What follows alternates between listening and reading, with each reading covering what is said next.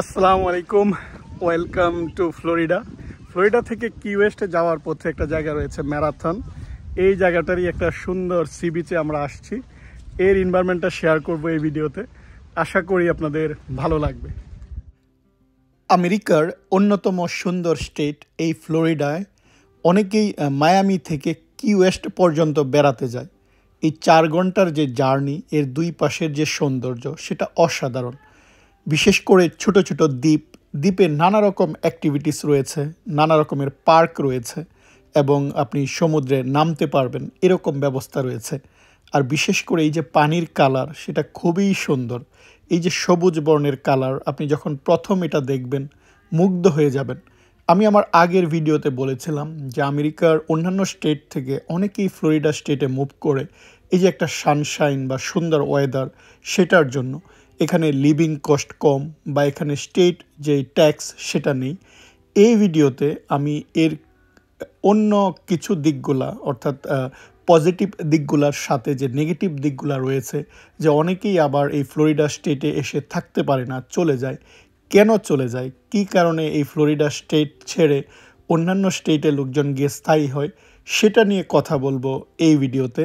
সেই সাথে আমি এর যে একটা সৌন্দর্য সেটাও শেয়ার করব, অর্থাৎ দুইটা বিষয়ই থাকবে। এই ফ্লোরিডা স্টেটকে বলা হয় সানশাইন স্টেট। আপনি সারাক্ষণই এরকম সূর্য দেখতে পাবেন, বা এই যে সূর্যের আলো চারপাশটা দেখতেই কিন্তু ভালো লাগে। আর বলা হয় এখানে সারা বছরেই গ্রীষ্মকাল থাকে।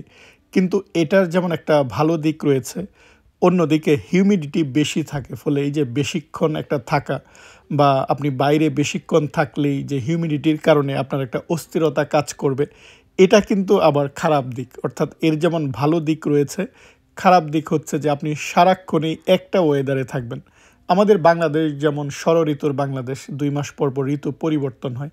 আমেরিকার অন্যান্য স্টেটে আপনি যাবেন যে ঋতুর একটা পরিবর্তন, শীত যাবে বা গ্রীষ্ম আসবে, বা এই যে ফল কালার এক একটা কিন্তু পরিবর্তন, অনেকের আবার সেটা কিন্তু ভালো লাগে। কিন্তু এই জায়গাটায় আপনি দেখবেন যে সব সময় একই রকম, আর সারাক্ষণই পর্যটকের আনাগোনা। অর্থাৎ এটা যেহেতু পর্যটক ফ্রেন্ডলি বা নানা রকম অ্যাক্টিভিটিস রয়েছে, ফলে অনেক পর্যটক এই জায়গাটায় থাকে।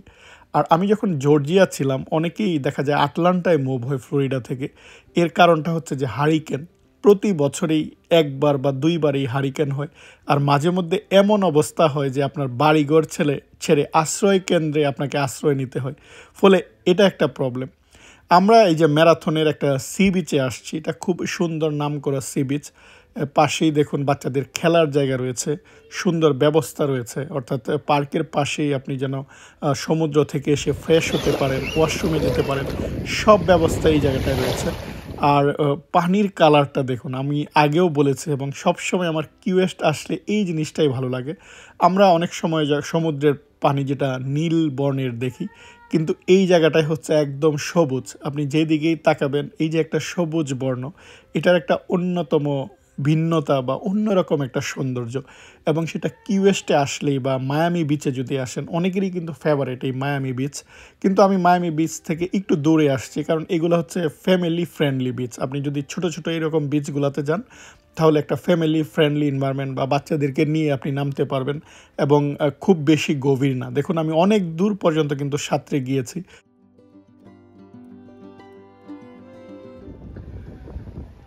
এখানে বসে পিকনিক করার যেমন ব্যবস্থা, একদিকে দেখুন পিকনিক শেল্টার রয়েছে, লোকজন এই জায়গাটায় মজা করছে। সেই সাথে বিচ থেকে আসার পর যেন ক্লিন হওয়া যায় সেই ব্যবস্থা রয়েছে, ওয়াশরুম রয়েছে। আর একটু পরপরেই ডান দিকে এরকম নামার জায়গা। আর আমার সবচেয়ে ভালো লাগে হচ্ছে কি ওয়েস্টে যে পানির কালার একদম সবুজ, এটা অন্যরকম। লোকজন দেখুন এই জায়গাটায় বসে আছে।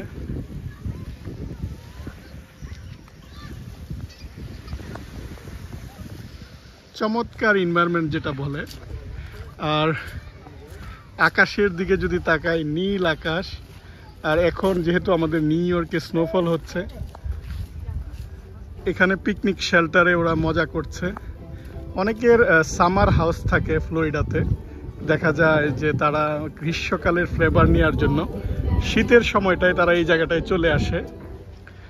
এখানে সুন্দর ওয়াশরুম, আর একটু পরপর এরকম পিকনিক শেল্টার, বাম পাশে কার পার্কিংয়ের জায়গা, আর ডান পাশে হচ্ছে বিচ।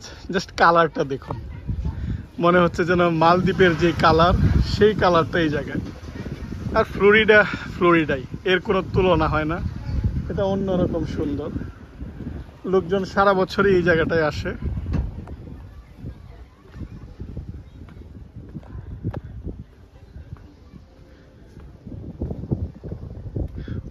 আমেরিকার এই হচ্ছে আবহাওয়া। আপনারা অনেকেই জিজ্ঞাসা করেন যে আমেরিকা যেহেতু বিশাল দেশ, একদিকে যেরকম স্নোফল হচ্ছে, ঠিক আরেক পাশেই দেখুন এখানে গ্রীষ্মকাল, সামার। সো বিশাল দেশ।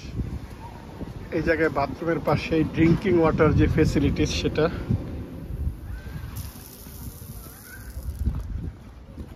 একটু পরপরেই দ্বীপ, আর এই দ্বীপগুলোতে অনেক সুন্দর সুন্দর রেস্টুরেন্ট রয়েছে।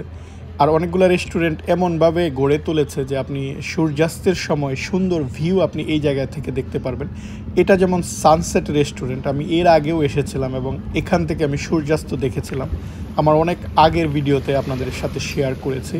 আর এই জায়গাটায় ভ্রমণ করলে যেই জিনিসটা অবাক করে সেটা হচ্ছে যে এই যে মায়ামি থেকে কি ওয়েস্ট পর্যন্ত ওরা রাস্তাগুলো বানিয়েছে, যে কিছুক্ষণ পরপর সমুদ্রের পরপর একটা দ্বীপ, তাদেরকে এই রাস্তাগুলো কানেক্ট করতে হয়েছে, একটু পরপর তাদেরকে ব্রিজ বানাতে হয়েছে। অনেকগুলা ব্রিজ আবার অনেক লম্বা। এই যে যাত্রা পথে এখানে একটা ব্রিজ ওরা বানিয়েছে, 7 মাইল ব্রিজ। এর দুই পাশেই আবার খুব সুন্দর পিকনিক স্পট তৈরি করেছে, যেহেতু এটা খুবই পপুলার। 7 মাইল লম্বা একটা ব্রিজ, তারা প্রায় 100 বছর আগে বানিয়েছিল। এখন আবার এখানে আরেকটা নতুন ব্রিজ বানিয়েছে। দেখুন নিচে আবার আপনার পিকনিক করার ব্যবস্থা, এই জায়গাটায় বসে আপনি যেন সৌন্দর্য দেখতে পারেন সেই ব্যবস্থা। আমরা এখন এসে এই যে 7 মাইল ব্রিজ এর এই জায়গাটায় এসে আমরা এখন গাড়ি পার্ক করে একটু দাঁড়িয়েছি এর যে সৌন্দর্য সেটা দেখার জন্য। ফ্লোরিডা থেকে আপনি যদি কি ওয়েস্টের দিকে যান, তাহলে ম্যারাথনের পরেই একটা এক দ্বীপ থেকে আরেক দ্বীপে যাওয়ার জন্য 7 মাইল যে একটা রাস্তা, ওরা একটা ব্রিজ বানিয়েছে। সেই ব্রিজ এখন নতুন ব্রিজ দিয়ে সবাই যাওয়া আসা করে, আর ওদের যে পুরাতন ব্রিজটা সেটা হাঁটাহাঁটি রেখে দিয়েছে। আমরা এখন সেই ব্রিজেই হাঁটতে যাচ্ছি। আমরা যে ডান পাশের ব্রিজটাতে যাচ্ছি, দেখুন লোকজন এখানে সাইকেল চালাচ্ছে। এটা 1912 সালে তৈরি করা, এটা ছিল ওল্ড 7 মাইল ব্রিজ। অর্থাৎ ওই সময় ইঞ্জিনিয়ারদের একটা বিস্ময় ছিল। অনেকে এই জায়গাটায় আসতো এটা দেখার জন্য যে তারা কি করে এত লম্বা ব্রিজ বানিয়েছে। অর্থাৎ এদের যে কনস্ট্রাকশনের একটা ব্যবস্থা বা কিভাবে ওরা এরকম 7 মাইল বানিয়েছে, সেটা তখনকার সময় এটা বিস্ময় ছিল। কিন্তু পরবর্তীতে এখানে যেহেতু হারিকেন হয় বা এখানে প্রতি বছরই প্রাকৃতিক দুর্যোগের কারণে এই ব্রিজটা ভেঙে যায়। ওটা আগে ছিল রেল ব্রিজ, এখন তারা বাম পাশে নতুন আরেকটা ব্রিজ বানিয়েছে। আর এই ব্রিজের দুই পাশটা যেন লোকজন এসে হেঁটে দেখতে পারে, তাই তারা ব্রিজের দুই পাশে একটু হাঁটার রাস্তা তৈরি করেছে। আর লোকজন এখানে আসে, এখান থেকে ফিশিং করে এবং এর সৌন্দর্য দেখে। অর্থাৎ আপনি পুরোপুরি হেঁটে এক পাশ থেকে আরেক পাশে যেতে পারবেন না, ওরা জাস্ট দুই পাশে কিছু ব্যবস্থাটা করেছে।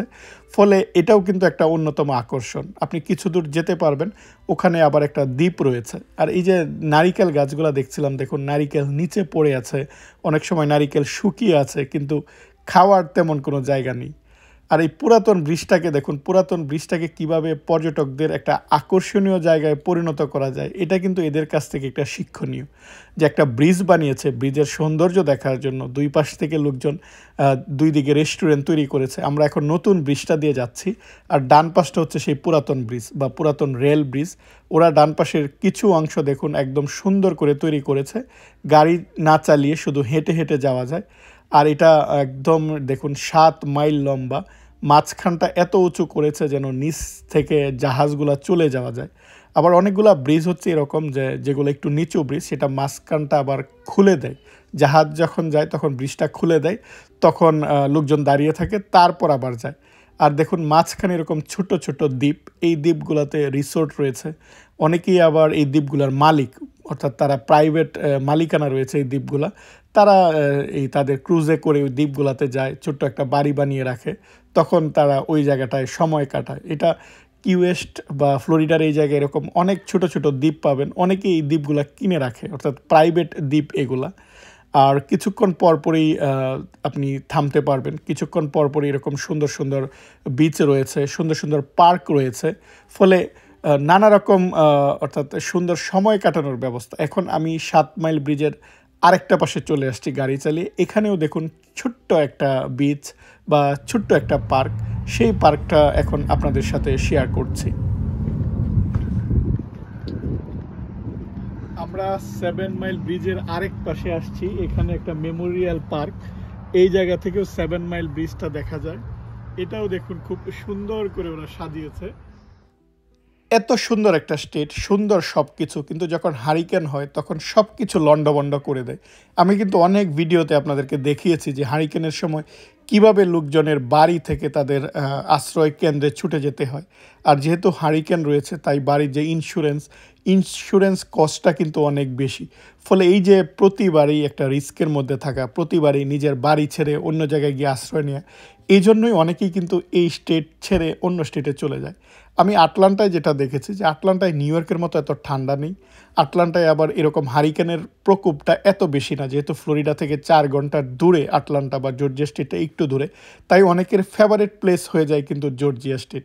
আর এই ফ্লোরিডা থেকে অনেকেই টেক্সাস যায় বা অনেকেই টেনেসি যায়, অনেকেই নর্থ ক্যারোলিনা এই সাইডে চলে আসে। এই হারিকেনই হচ্ছে এর মেইন, অর্থাৎ মেইন কারণ। আর অনেক সময় দেখা যায় যে এই যে একই ওয়েদার বা এটাও অনেকের ভালো লাগে না, এত সুবিধা থাকা সত্ত্বেও তখন এই ফ্লোরিডা স্টেট ছেড়ে তারা অন্য স্টেটে চলে যায়। এটা একটা নতুন ব্রিজ বাম পাশে, যেটা সড়ক যোগাযোগ ব্যবস্থাটা করেছে। আর ডান পাশে হচ্ছে যে পুরাতন ব্রিজ, ওরা আগে প্রায় 100 বছর আগে যে যাতায়াত ব্যবস্থাটা করেছিল সেটা, এটাও কিন্তু রেখে দিয়েছে লোকজন এই জায়গা থেকে মাছ ধরে। অর্থাৎ প্রতিটা জায়গায় এরকম ওরা পুরাতনটাকে রেখে দিয়েছে, লোকজন যেন এই জায়গাটায় কিছু একটা করতে পারে বা ওদের ফিশিংয়ের ব্যবস্থা, বা ওরা এই জায়গাটায় যেন হাঁটতে পারে বা হেঁটে হেঁটে এই সৌন্দর্য দেখতে পারে, এরকম ব্যবস্থাটা করেছে। সব মিলিয়ে কিন্তু সুন্দর ব্যবস্থা। আজ এ পর্যন্তই। আশা করি এই ভিডিওটি আপনাদের ভালো লেগেছে। আমার পরবর্তী ব্লগ দেখার আমন্ত্রণ জানিয়ে আজ এখানেই বিদায় নিচ্ছি। আর ভিডিওটি ভালো লাগলে অবশ্যই একটা লাইক দিবেন এবং আপনাদের মতামত কমেন্ট করে জানাবেন। পরবর্তী ব্লগে আপনাদের সাথে আবারও কথা হবে। আল্লাহ হাফেজ।